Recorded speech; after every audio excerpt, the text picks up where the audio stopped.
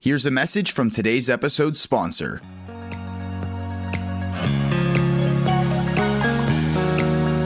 Have you heard about Prescriptive Health? Prescriptive is a healthcare technology company rewriting the script for the U.S. prescription market. This is a first in pharmacy. The Prescriptive platform enables pharmacies to connect with their patients in a more equitable and transparent ecosystem, which will foster fair pricing, better access to medication, increased adherence, and, most importantly, better patient engagement. The Prescriptive team believes in empowering healthcare consumers with easy-to-use tech to fundamentally change how prescriptions reach and impact the lives of people throughout our nation. Join Prescriptive Health in rewriting the script. Learn more at prescriptive.com.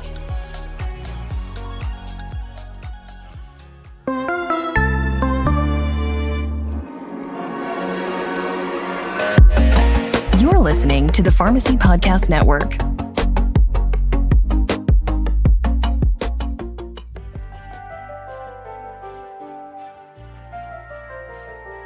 Hey everyone, we are back for season 6 of the Holistic Pharmacy Podcast. I'm your host, Marina Buksov, a functional medicine pharmacist and holistic herbal educator. I'll be sharing inspiring stories of my guests who have shifted into holistic modalities, both personally and professionally. My co-host, Dr. Jenna Carmichael, will be joining me to lead the Journal Club episodes to share an evidence-based approach to holistic and herbal medicine. I'm so glad you're here and hope you enjoy the show. Welcome back to episode 3 of this season of the Holistic Pharmacy Podcast. I can't wait to showcase the incredible lineup of guests for you this season. Today, I'm sharing a ton of value about dieting, fasting, and metabolism with powerful information and insight from Dr. Ashley Dwyer. She's a pharmacist, ACE-certified health coach, and former NPC athlete who, after going through a slew of her own health issues due to extreme lifestyle habits, left the traditional Western medical model to start her own company and really help others through holistic healing. Her team, TeamBDN Coaching, specializes in holistic nutrition, macro tracking, metabolic restoration, individualized fitness plans, accountability, and community, helping women eat more and reach their health goals. Dr. Ashley is also certified in plant-based nutrition, health mindset coaching, and functional nutrition and metabolic science. Her goal is to help as many individuals as she can feel their best and reverse years of metabolic adaptation. So without further ado, let's welcome her to the show. Hi, everyone. Welcome back to the Holistic Pharmacy Podcast. I have with me today a very special guest. Her name is Dr. Ashley Dwyer, and she is a pharmacist and a certified health coach like myself. So welcome to the show, Ashley. Hi, I'm so happy to be here. Thank you. Yes, I'm so happy to have you here. So I'd love to dive in and talk all about your very interesting business model, if I may say so myself. But before we get there, I would love to first start off with what started your pharmacy/health journey in the first place.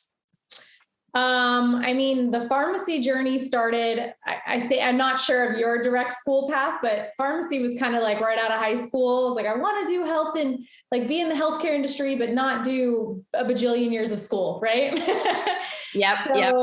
I think I started on that pre-pharmacy track. It was in demand. Back when I graduated, there were still signing bonuses, and then I graduated and that wasn't the case anymore.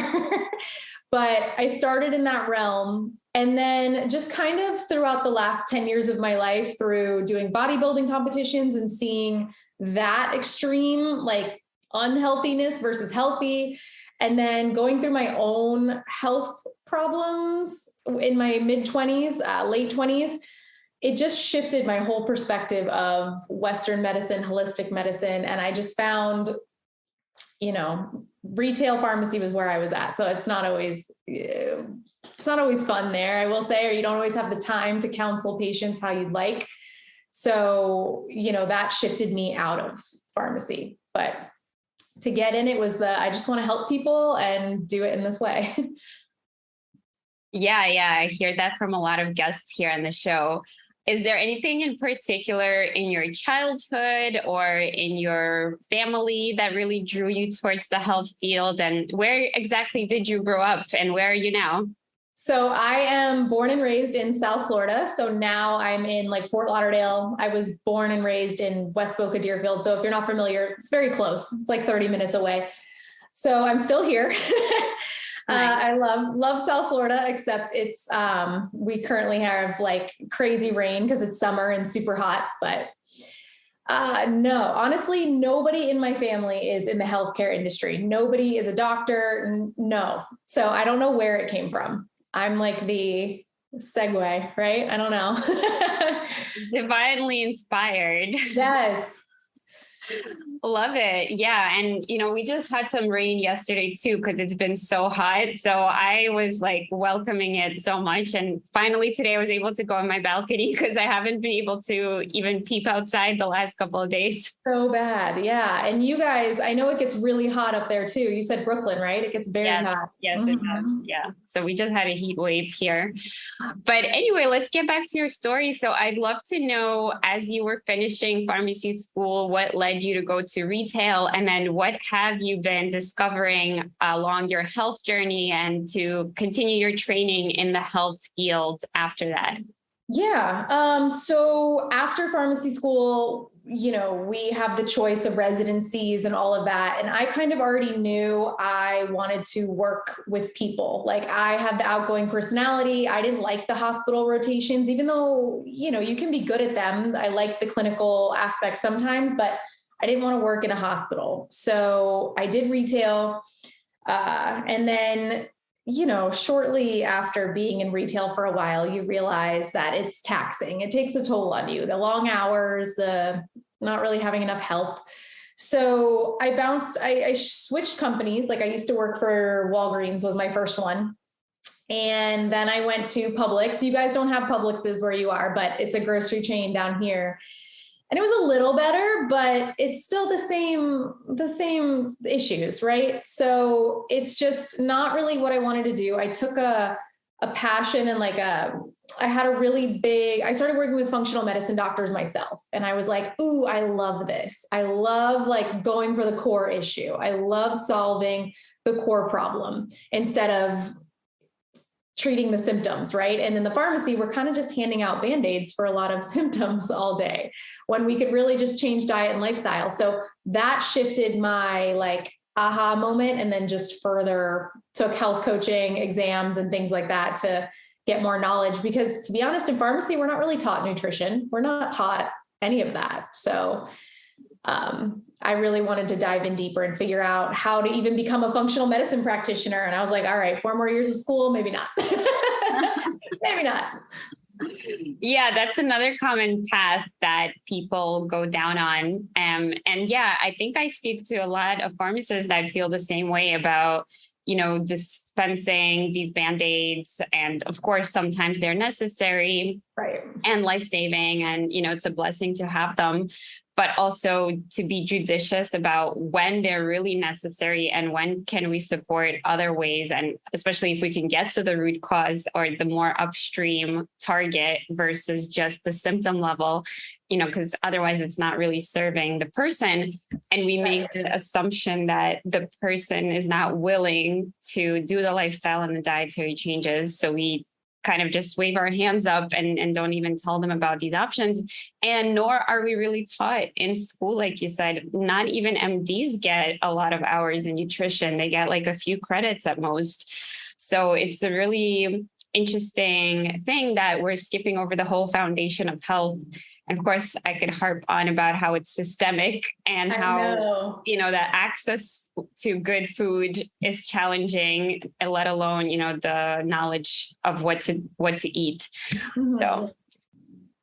Yeah, it's a huge problem all around. That could be a whole episode on its own, right? The systemic of Western healthcare. But yeah, and I just didn't, like the Band-Aid approach didn't work for me, right? And like just to give a little brief thing, I had a thyroid issue going on, but it was because of my lifestyle choices that I gave it to myself almost. It wasn't hereditary or Hashimoto's, but I was given medication right away instead of fixing these lifestyle changes. And now I'm kind of stuck on that medication. And I don't want to be on it forever, but it's very hard to get off once you're on it. So I wish I would have had someone who was there and been like, we could do this instead. Yeah. That's what I want to do for others. Yeah. Absolutely. So where do you see health coaching fit into the whole grand scheme? And I know you mentioned one of the reasons you went into it is it was just like a shorter path, but is there anything that you're really passionate about when it comes to health coaching, or any advice you have for people that are considering getting health coaching as far as what program and what are the benefits? So health coaching was just kind of not the easiest path, because I don't want to say that I took like the easy way out, but it is a good umbrella to get you moving in that direction to be certified, where it teaches you like, not like fitness in a general sense. It teaches you nutrition in a general sense. And then I went on to get further certifications in other avenues for deeper understanding. But health coaching has a great place because unlike your doctor's office, where you see them once a year, once every 3 months, like maybe once a month, I doubt it highly that any insurance will even cover that, right? You're working with someone who literally has you for feedback and results every week, sometimes every day. So you're getting a really high touch environment where you don't get that from a doctor's office or even a nutritionist or a dietitian in regular Western practice. Now, I know some dietitians and nutritionists who've sectioned off and also done their own private coaching and consulting like what I'm doing. So it's just I kind of tell clients when we're on the phone to sign up for a program, like it's meant to be a semester of school almost, because these programs, the shortest we do is 12 weeks. And so you're coming in, you're essentially paying someone to keep you accountable, help you with your struggles, also get you over certain hurdles. And we can go into that in a minute, but also learn things that you didn't know. So you don't know what you don't know. And we do macro counting. So if you don't know macros, having a coach to teach you all about macros in 3 or 4 weeks instead of researching it and trial and error on your own, like I would rather just have someone show me real quick, because time is more valuable to me, right? So you have someone there who can do all of these things for you and do custom protocols for you, where you don't get that from a doctor's office at all. Hardly even functional medicine can follow up with you that much, right? Like not even daily. So that's where I think the difference is and where it fits in. Hopefully, not all health coaches are holistic, and not all health coaches are actually certified either. I could go into that in another topic, but I like the little area where we fit into, the holistic area. Yeah, thank you for sharing that. So follow-up questions from that. Where did you get certified? Was it tied to the program that you took, or is there a specific exam that you sought out after you got trained? So I did the certified health coaching through ACE. So I think it's American Council of Exercise. They were like very highly accredited. So I did their health coaching program. And then throughout the years, I've found other programs that I've sought out. So like plant-based nutrition, even though we're not plant-based or vegetarian, but to have that knowledge, I wanted it through eCornell. So like their online program. I've done another functional nutrition and metabolism science certification, because that's what we do, is mostly metabolism. And I'm going to do like a pre and postnatal one coming up the end of this year, just to help more clients out and be able to really help postpartum moms and pregnant women. But it's just whatever, like I like to still constantly learn and constantly grow and become more knowledgeable in the space. So whatever I can find that what fits that niche, I want to do it. Sign me up. Yeah, I love it. I want to touch on something that you mentioned about time and money. So I consider those two to be our biggest resources, right? And also energy, like, the quality of energy that you do something with is also different. So those three I consider our top most available resources that we can combine in different sort of permutations and combinations and levels to get an outcome or a result. So we can spend more time if we want to research everything ourselves. But like you said, not all the answers are even in your doctor's office, and it's definitely not all on Google. Right. So it does, really save a lot of time and energy if you actually go directly to the source and get the coaching. Plus, you're getting the accountability built in, because many people do struggle with, okay, now I think I know what to do, but how does it actually fit into my life? And then it just ends up not being done. So it's like, I find myself doing that sometimes too. Like, I know all the herbal protocols, but sometimes I just don't do them. And then I'm like, oh, that's why it didn't work. Yeah. So do you have your own like accountability partner or coach? Yes, I do. I invest in my own coaches all the time. I was going to say, I have two coaches right now. I have a health coach holding me accountable, even though I know what to do, right? Like you just said. And then I have a business coach, because nobody teaches you. We didn't go to business school. We went to pharmacy school. So having someone show me the quick route is way well worth it to me. Yes, I have a business consultant, and I have I guess, an emotional healing coach is what I have right now. That. Yes. I love that. So I'm one of those. I could send you, their contact if you're interested. But I'm always doing like self-care and self-development, self-help. I think it's really, really important. So I also want to go back to you and the populations that you serve. So how did you start carving out a niche for yourself and building out these, 12-week plus programs? So I think like anyone, when I look back at how my business started and what I originally did, I was like, I had no idea what I was doing. But at the time I was like, no, this is great. Yeah. I worked both jobs for 2 years. So I did pharmacy and my company for 2 years before I finally quit pharmacy. And I started with brides and grooms, to be honest. Like my company name was called, the Big Day Nutrition, because we worked with people for big days, like weddings all the time. And that started because I was just helping my girlfriends get ready for their wedding. Like when you're 27, 28, everyone's getting married, right? Like, I think I had 9 weddings one year.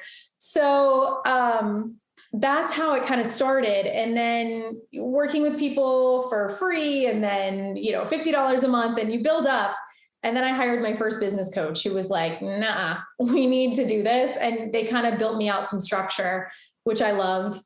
And then I started charging actually what I should for my time. And then as I was doing it, I was like, you know what? The common struggle I'm hearing, like the common thing I'm hearing, like I didn't just want to work with brides and grooms anymore. Even in the wedding industry, I shifted somewhere into women, and then into like metabolically adapted cases. Like I will say 95% of the clients that we work with have been under eating forever, like never actually eaten what they've needed to eat, never touched 2,000 calories, but don't understand why they can't lose weight, or have hypothyroid or PCOS or something like that, where we can shift lifestyle changes. So I found the demand for it, and then realized this is what we're good at, and I like doing it.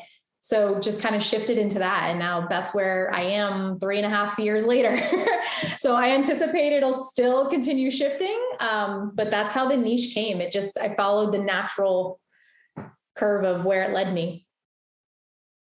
Yeah, I love that. Thank you for walking us through the name. I was like, is that a boring answer? I don't know. No, I love it. I love that you explained the name of your company, because now it makes sense to me. I was like, oh, the big day. I get it. Yeah. And there's definitely a need, for people to look good on the big day. And I know some aspect of what you do, as you mentioned with the macros and metabolism, is, restructuring one's body and optimizing their muscle mass versus fat mass, I'm assuming. So that is definitely something that is so needed. We live in such an obese country, let's just say that. And we also have the highest rates of mortality from cardiovascular disease. So all of these things, and diabetes is rampant, and gestational diabetes as well. So all the things that you touched on is exactly what is affecting all of us that live here in the modern Western world, and more specifically in America. So you could have all the luxuries and access to food, as we were mentioning, but most of that is just empty calories, unfortunately. So we need to be getting the nutrient density in. And you know what? It's hard to shift lifestyles like that too. And I actually made like a post on Instagram today about, because I don't know if you've seen some of the new programs on TV are using Ozempic or using Rybelsus and things like that. Like they're giving them that medication. Yeah. And I was like, no, like we're not shifting any behaviors though. Like, it's kind of like a juiced up, well, it's not like phentermine, but you know, the phentermine craze too. So it's just, I don't know. To me, it's kind of like the easy button. Like you said, I definitely agree. There are certain people who could 100% benefit from it. But then there are other people who like, we need to do this deep dive instead. Like we need to spend some time reformulating habits and lifestyles, and then we'll be good forever and not just the 3 months that we're taking the medication, right? Yeah, I think what I found personally and professionally as I do this work is that it all comes down to what you're willing to do and how you're willing to combine your time, money, and energy resources in order to get the outcome that you want. Because, you know, some people don't realize or recognize that they're not positioned in a great spot and they're at more of a risk for escalating medications and worsening disease states unless they go and address the foundation. So there's a level of awareness and education, number one. And then number two, understanding that sometimes a pill seems like the easy way out, but often it's not really that easy and it comes with drawbacks and side effects. So again, it's like making that educated choice for yourself once you know what we know as pharmacists, and then what you're willing to do. And sometimes it's a combination approach where, yes, some medications may have to be on board. But, you know, even for these new indications of these, injectable medications for diabetes that now is marketed for weight loss, most of them are not going to be covered for that indication for insurances. So people are going to have to be willing to pay the price tag. And for some people, that is the easy way out, you know, so everybody has to make that decision. And we do have that availability now.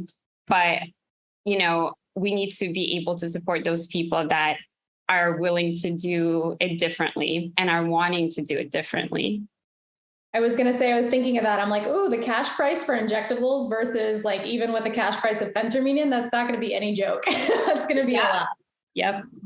That's a huge difference. And I like what you said too about like the thing that I find like about the foundations and kind of the people who want to do it, like what you're willing to do. And I find though, or do you find also that sometimes it takes people to like not hit rock bottom, but get that diagnosis or get that bad blood work back or something to where they finally start taking things seriously. And I would love if we could just avoid that completely, right? Like that would be an ideal world. But sometimes it takes like that scary, like a heart attack, or it takes like the diabetes diagnosis or something like that before we really like shift that thought process of like, this won't ever happen to me and this is happening to me, right? Yeah, absolutely. And us being pharmacists and seeing and dispensing all these things, I was in the retail setting for a long time as well. So I think that really speaks volumes about why we're leading this movement and this lifestyle and have been supporting people through making the lifestyle changes and doing the work, is because we see the need for it and we want them not to hit the rock bottom, right? So we have that level of awareness because of our job, because we've been informed and we see how often we have to dispense certain medications and how many medications a given person is taking.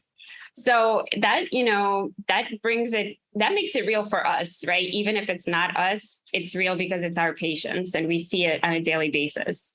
And so those people that are not aware are just not going to understand, you know, how rampant it is and how willing people are, seemingly willing to put up with the diagnosis and put up with the drug because they're not aware of these other options and the choices, because there's not enough time to educate them in the doctor's office, et cetera. So that's the crux of the issue. But having been on that side of things and being in that allopathic model is also informing us of the other side is possible. And we are choosing to invest our time and energy in this side of the equation. The best side. I hope this side will eventually be covered by insurance too, because that would make more people interested in it, right? Like even functional medicine doctors aren't covered by insurance. So it can get pretty costly. And unfortunately, working with anyone one-on-one, whether it's a consultant, a lawyer, a health coach, a business coach, it's not going to be cheap because you're getting that quality certified, like education, background, experience all in one. So trying to make it more affordable would be amazing as well. Yeah, I agree. I think one of the drivers in the allied industry is the payer, right? So the payer has a say of what they're covering under formulary and what's not covered and all these things.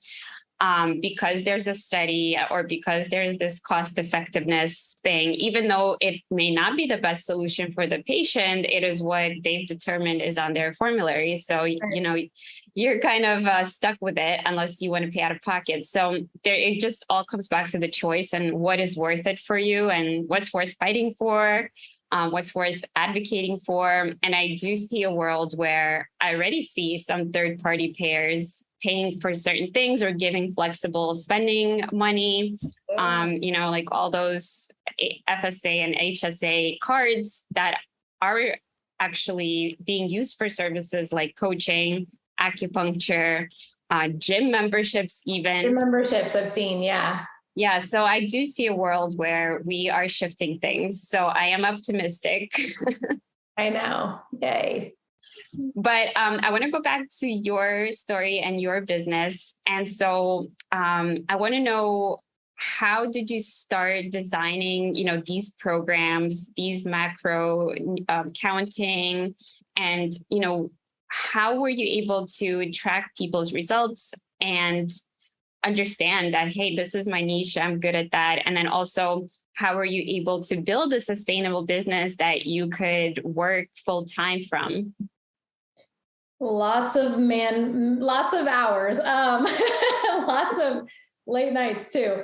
So I found coaches in the industry who I also wanted to emulate, right? Like I really liked this model and I was like, ooh, I want to do that, right? Like they're actually helping people do what I want to do.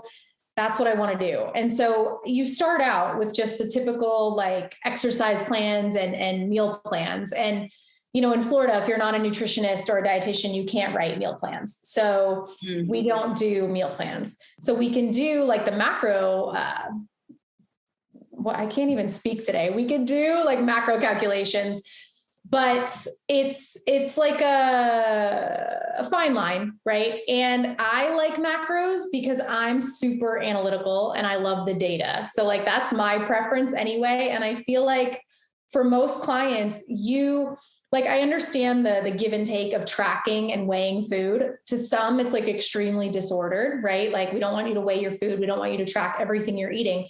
But on the opposite end, or the argument to that is, we're not ever asking someone to track forever. Like it's a tool that you can use on any diet, right? Like people use macros for keto and for Whole30 and things like that. So it's just a tool to monitor your intake, to bring self-awareness to, oh, I had no idea this food had these nutrient components, right? Or how to build a proper plate of food without just using like the plate method, but actually seeing what you're eating and how many ounces of protein, what it looks like, and kind of using your hands for portion sizes and things like that. So just bringing an awareness to how much you actually need to eat. Because as I said earlier, most women, I mean, men too, kind of, but we undereat. We always undereat. So the majority of our clients, we have to slowly bring up calorically. And the easiest way to do that is through numbers with macros and making sure they're getting in enough protein, and then making sure we're keeping carbs and fat, in a certain range for that specific client. And so that's the best way I've found for data-driven results and for really precise, efficient results. And then, when a client's done working with us or they're coming up at the end of their plan, if they want to switch to more intuitive eating, we kind of we'll ship them off of macros. But that's how macros got started. And I love it. We used to be known as just the macro coach. And now I'm trying to shift more into the metabolism coach because no matter what, if your insides aren't working properly, you're not going to get results on the outside. So it's really just making sure everything else is optimized. But building out these plans came with just experience. 8 weeks is not long enough. It actually takes 66 days to make or break a habit, not 21. So 8 weeks is just getting them there. So 12 weeks, we'll do 12 weeks as the minimum. And then we kind of just shift off of what the protocols look like how we need to adjust has all come from biofeedback experience, my own research. I like to keep up with articles and podcasts. So just constantly learning. And that's why I said the price you pay for someone might not be because of maybe the service that they're giving you, right? But it's their knowledge. So nobody can adjust or do protocols like I can specifically. Even my assistant coaches, we're all trained under the same method, but they might have a gut feeling to shift one way that's different than mine. So it comes with a lot of experience and practice. And then biofeedback, you see how the client responds and you're like, it's not so good. Let's do this. Yeah, so I'd love to dive into, if you could explain to a fourth grader, what is macro calorie counting? Yeah. So explain that concept and why you chose this specifically as your number one tool. So macros are essentially let's break it down like a fourth grader. So we've all heard of tracking calories, right? Everyone knows what a calorie is. It's easier to do on food labels. So we've heard of tracking calories, but if we gave someone a calorie amount to eat every day, 1,500 calories a day, most people will load that with fat and carbs. It won't be a balanced distribution. It'll be mostly what people gravitate towards, which is usually fat and carbs, as opposed to 1,500 calories of macros. And so macros are the building blocks of calories. So proteins, carbs, and fats. So proteins are 4 calories per gram, carbs are 4 calories per gram, and fat is 9 calories per gram. So we give you certain numbers to make up a total calorie intake. And then you're not focused on calories anymore. You're simply focused on hitting the numbers of those proteins, carbs, and fats every day. And whatever you can eat to hit those numbers, you're kind of golden. So that ensures that if we give you 1,500 calories, you're at least going to get in 120 grams of protein, right? Which is going to be super important, as opposed to the person tracking calories who might get in 50 grams of protein. So that's why we do macros, is so it can be super specific and tailored to your goals. It's my fave. So I've heard, a calorie is a calorie, but that's been disproven, right? So the source of the calorie is what you're saying is really going to be important. Yeah. Yeah. So for example, a carb calorie is digested completely different than a protein calorie, than a fat calorie. And a protein, which most women too, and I speak to women because that's generally who we work with, but we don't get in enough protein per day. And protein is the most thermodynamic macro, meaning your body burns more calories digesting it. So women should just be eating all the protein. It's also usually not stored as body fat. I mean, in complete excess of caloric intake, maybe, but very rarely. So it's something that we want to hit every day and make sure we're getting for proper hair and nails, enzymatic activity, our immune system. If women want good hair and nails, make sure you're getting in good protein. I promise.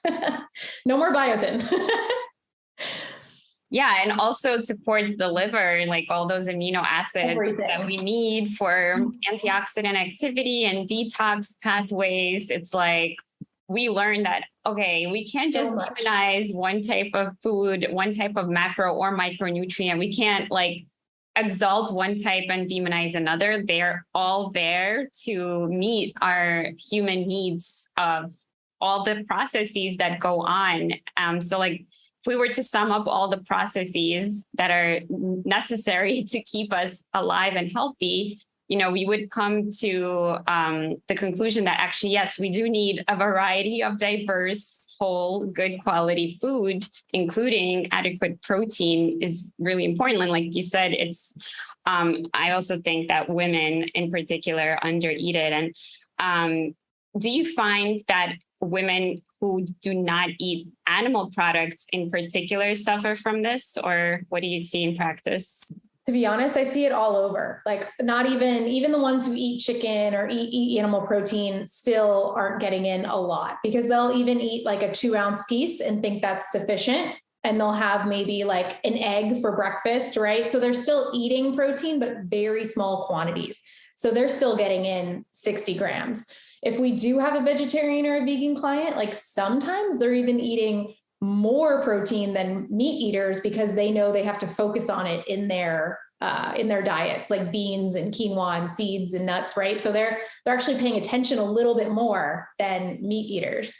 So it's kind of interesting. It might be swapped. That is interesting. And I also would expect that actually people aren't getting enough fat either, because fat has been demonized for so long. Like, what have you seen? So I will definitely be honest, fat is not demonized in our group. Before they start working with us, we make every client do a 3-day log to see what they're already eating before we begin working with them. And fat is always high because people gravitate towards like the feel-good comfort foods, which are very fatty. And, we don't measure it out properly. So I would only say the really, really strict, like almost competitor style people. Cause I know when I was competing, my fats were like 20 grams a day. It was nothing. It was not enough for hormone health, much less brain activity. Right. So fat is not something I see demonized so much. What I do, and I wanted to say this earlier too, why we also do macros aside from protein is because carbs are almost always demonized. Carbs are always the first thing to be eliminated when someone wants to lose weight. So with macros, it's like, here, you can have carbs, like you're allowed to have carbs and they're not going to be bad. Huh? Yeah.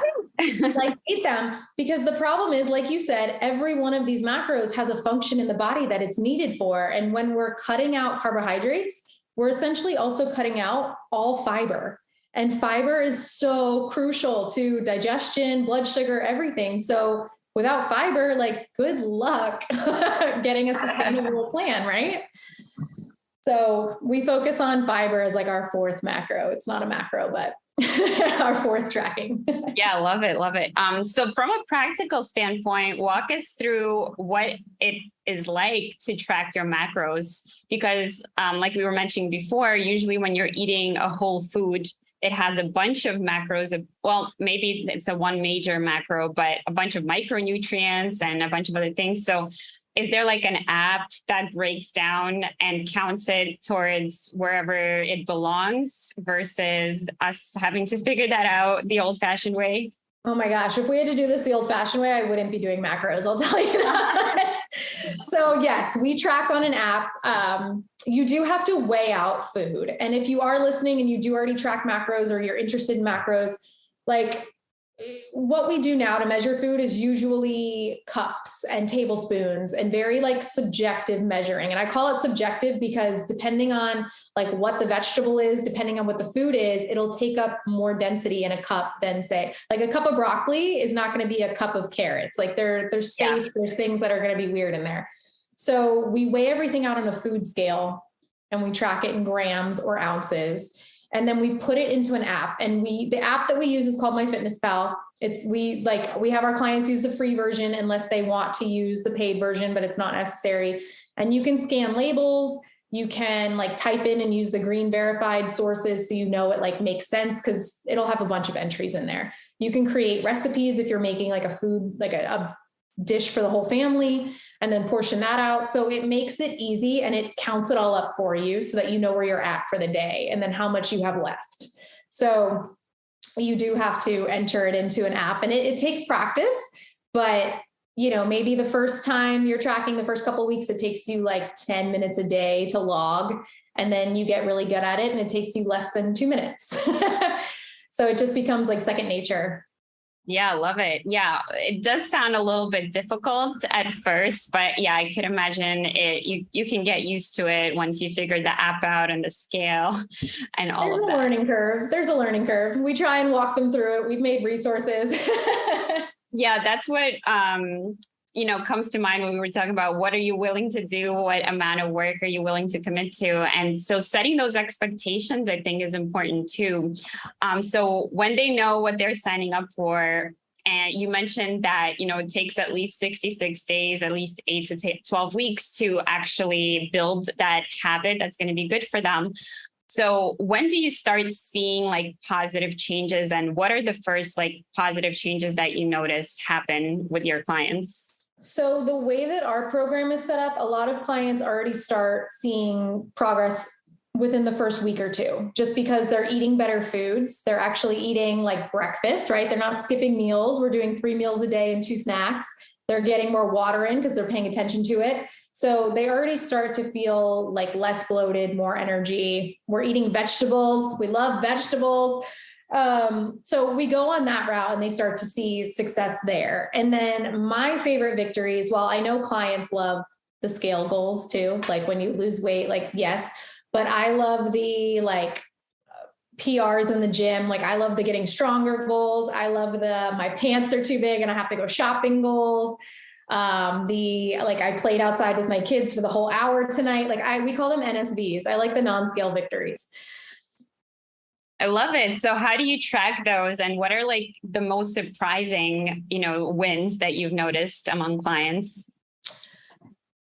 Surprising win? I mean, how we track them is we just have them pay attention. They'll tell us. We do weekly check-ins with our clients too. So we go over all their data and everything once a week. But the surprise, I don't know, surprising. It's just my favorite when someone who used to like maybe get really emotional and, eat a whole thing of ice cream, like now has turned to going for a walk, or doesn't even have the desire to binge on sweets anymore. Or, those kind of things are really big to me, because then it's like, okay, I know we're making like lifelong shifts and we're creating better habits, and we're creating that mental mind shift block.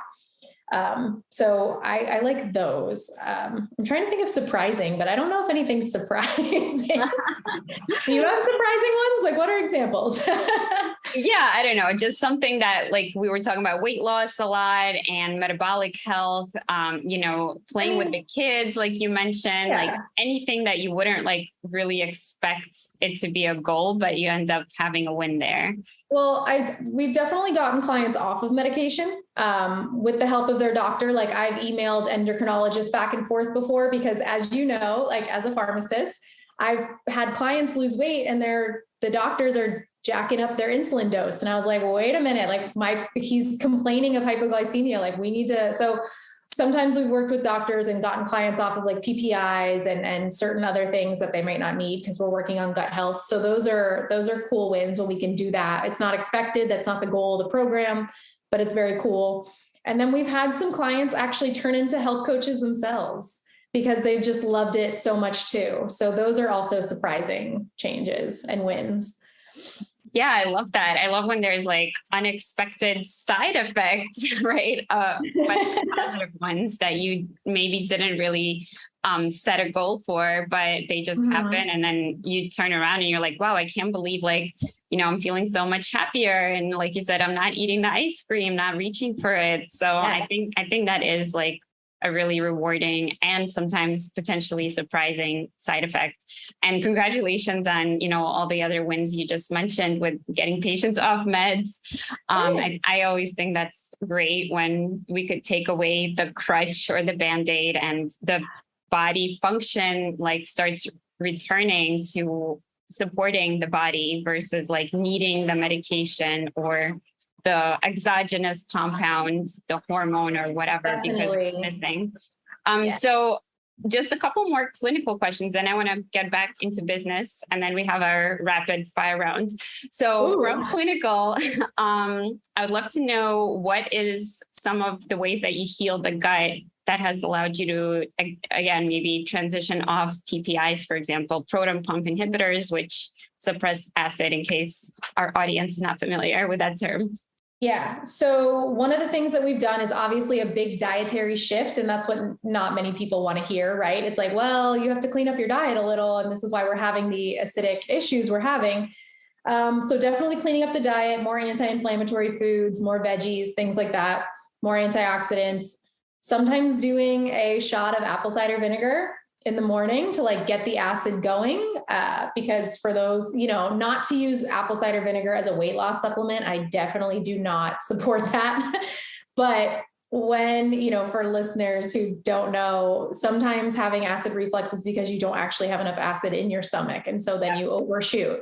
So providing your stomach with acid like apple cider vinegar will actually allow it to function a little better. So you don't need the PPI and you don't overshoot. So we'll do that.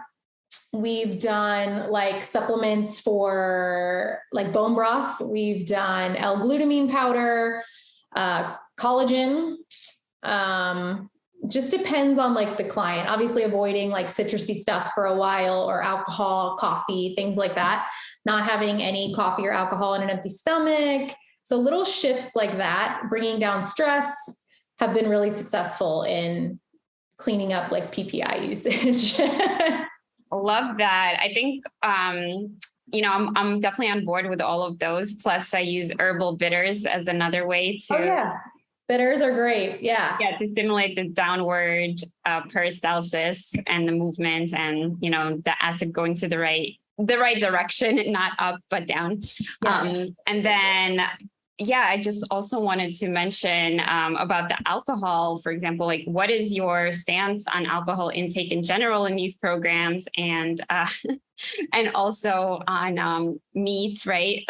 There's the carnivore diet and also intermittent fasting, because you mentioned you definitely want to make sure not to skip breakfast. So what are your thoughts on all these kind of controversial things? Okay. So what was the first one? Alcohol. So we don't discourage alcohol in our program because it's your lifestyle. We need to find something that works for your lifestyle. And if you like to go out to dinner and have 2 glasses of wine on the weekend or something like that, like we need to figure out how to make it fit your lifestyle. Obviously, if you eliminate it, you'll have better results. But with macros, you track alcohol like you would a food. Like alcohol doesn't really have calories or macros per se. So what we do is we divide like the total calorie amount of that alcoholic beverage you're having by 4 for carbs or 9 for fat. And it puts things into perspective, because using something really simple like a White Claw, it's 100 calories. But on the can, it says 2 grams of carbs. But we know calorically now through math, that would mean it should be 8 calories, right? So where are those empty calories going? So instead, in our program, we divide 100 calories by 4, and now it's 25 grams of carbs. So if you're going to have a White Claw, it's kind of like, do I want bread or do I want a White Claw? So it makes them more mindful of their choices. And, some days you go with the wine, some days you go with more pasta. It just depends on what kind of day you're having, but that's where we keep it a little more mindful with alcohol. So not discourage it, but make more mindful choices. Like that margarita that's 400 calories, probably not going to be the best idea. And then I would definitely classify it closer to the carb, because it does break down into sugars. Oh yeah. Yeah. I mean, we do either macro for whatever fits, but like carbs is usually depending on the alcohol. Like you'll do the mixer separately, so all sweet and sour mix is going to be sugar. Right. So carnivore, I think, is ridiculous because, again, there's no fiber, there's no vegetables, there's no nutrients. I'm not shaming on meat at all. Like, I'm a big meat eater. We promote meat. Obviously, I prefer more grass-fed and free range and wild-caught sources of protein. But nothing against that. Just not really a fan of carnivore. I don't really think it's sustainable for most people. And then intermittent fasting, that could be a podcast episode on its own.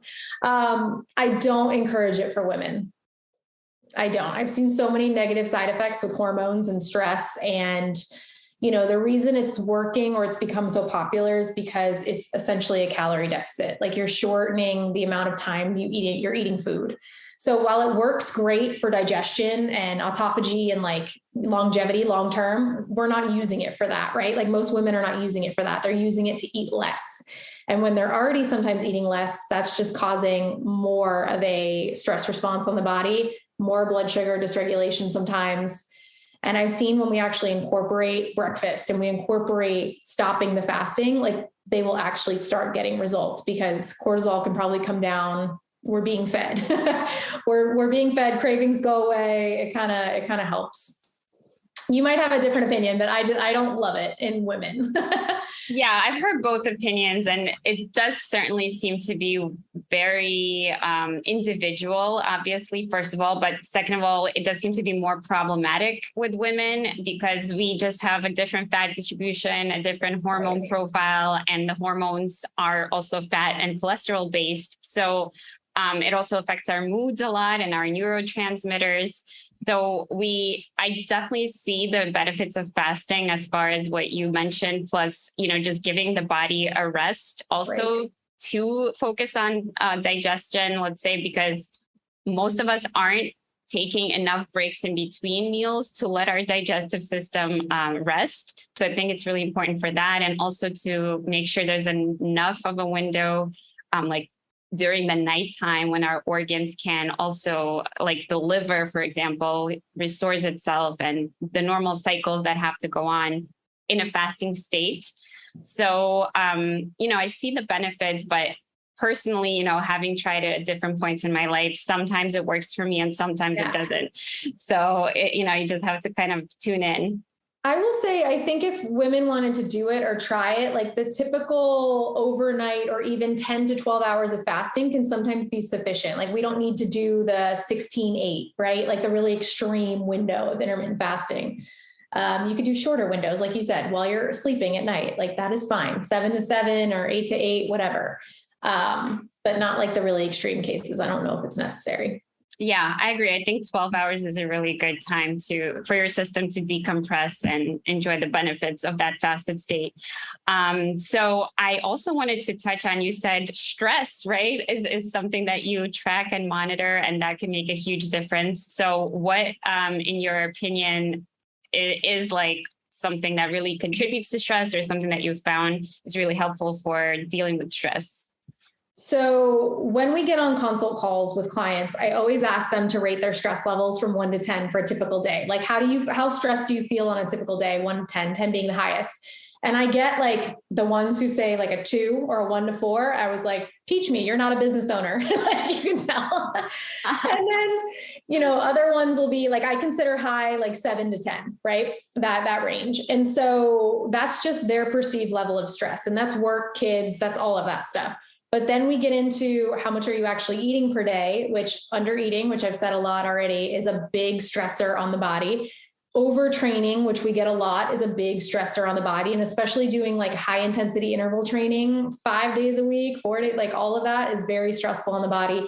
Not enough sleep, fasting, all of that can be super stressful. So when that all happens, we kind of have to,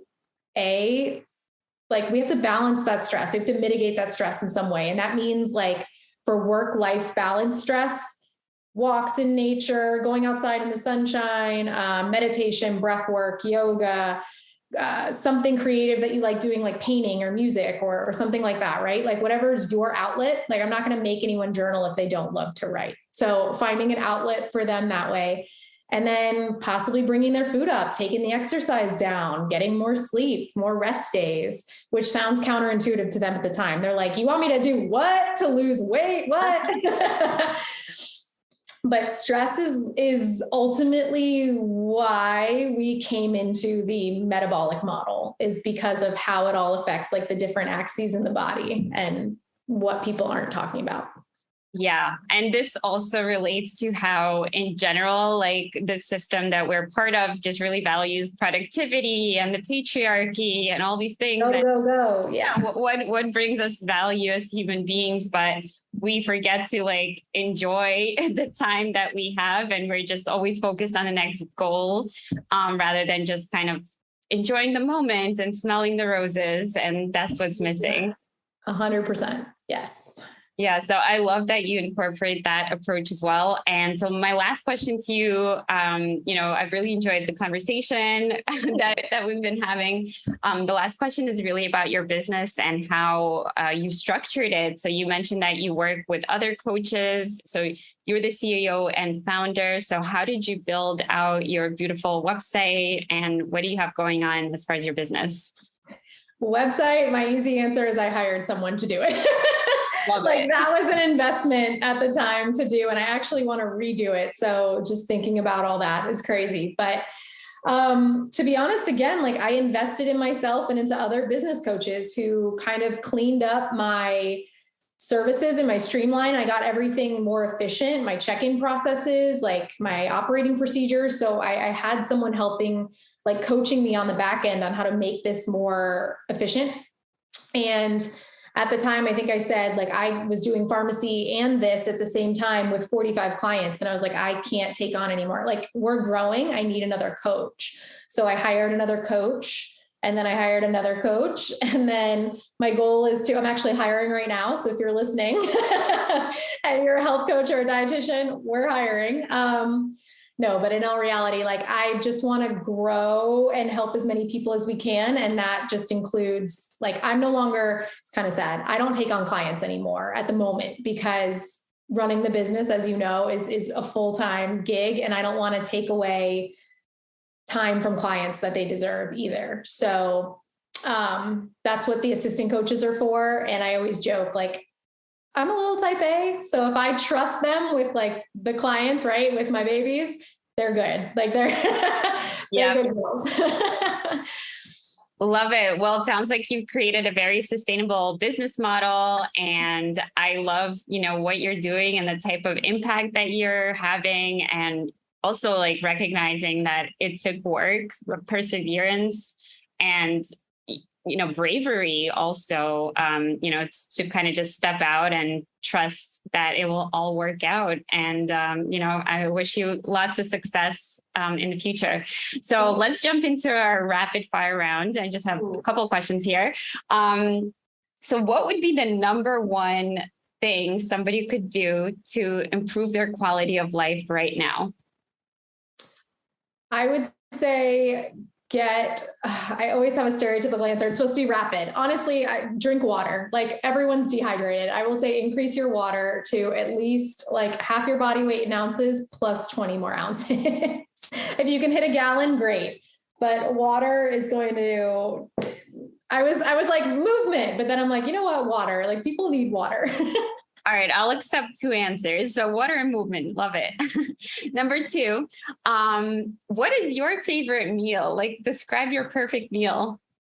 Ooh, I love steak. So I love a good steak, potatoes, and like sauteed asparagus or something like that. Like it's not even anything crazy. I love a good steak and potatoes. Love it. Love it. Yeah.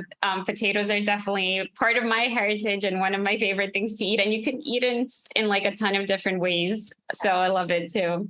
And now I've become a fan of like sweet potatoes too, even though they're not related, but, but they both have the word potato in it. So it works. But to piggyback off your first answer and allow you to talk a little bit more about movement, why don't you also tell us like your all-time favorite exercise that everybody should be doing? Ooh, exercise, like one movement? One exercise if you had to choose. And let's say for women. Deadlifts. I have never done one in my life. Deadlifts. Honestly, if you're going to do one movement, make it a compound exercise. And a deadlift is a compound exercise because not only are you working like your lats and your upper body to stabilize the bar, your core and your midsection you're holding tight so you can lift the weight. It works your hamstrings and your glutes. And that's what ladies want. Deadlifts. Love it. Love it. Yeah. You always want to make sure your big muscle groups are engaged, and you've pretty much named all of them. So that was a really tough question, but I think you nailed it. So Again, thank you so much, Ashley, for coming on, telling us about your health journey, your business journey, and also your views and how you work with clients to get them amazing results. I'm really happy that you came on to share your wisdom. So my last question for you would be, how can people get in touch with you? Ooh, okay. So you can visit the website it's TeamBDN Coaching now, teambdncoaching.com. Or the best way to get in touch with me physically is Instagram at dr.dwyer. Send me a message. I don't really I answer everything. I'm very responsive. I love Instagram. We can be friends. So Instagram is the best way. Great. So I'll have that in the show notes. And you mentioned that you have a podcast. What's the name of it? The name is Health Unscripted. So a little play on pharmacy words there. It's on Apple and Spotify. I am literally just now getting back into it. I recorded my first episode back last week. I plan on doing another one this week. I'm very excited. It's unlike this, which I love and I want to get into, they're 15 to 20 minute digestible episodes just to do real quick and go off on a walk. Yeah, I love that style as well. So I'm excited to follow your podcast and share it with our listeners. And by the time this airs, yours will be probably up and running already. So I'm happy to get that going. All right. Well, thank you again, Ashley, and enjoy the rest of your day. Thank you. It was so great. Bye. Thank you for tuning in to the Holistic Pharmacy Podcast. I truly hope you enjoyed listening to this episode as much as we enjoyed creating it. If you learned something new from it, I'd love if you could leave us a 5-star review and share it with a friend who might love it too. You can find me on any of the podcast and social media platforms by looking up Holistic Pharmacist or Dr. Marina Buksov. Thank you for your support and see you next time.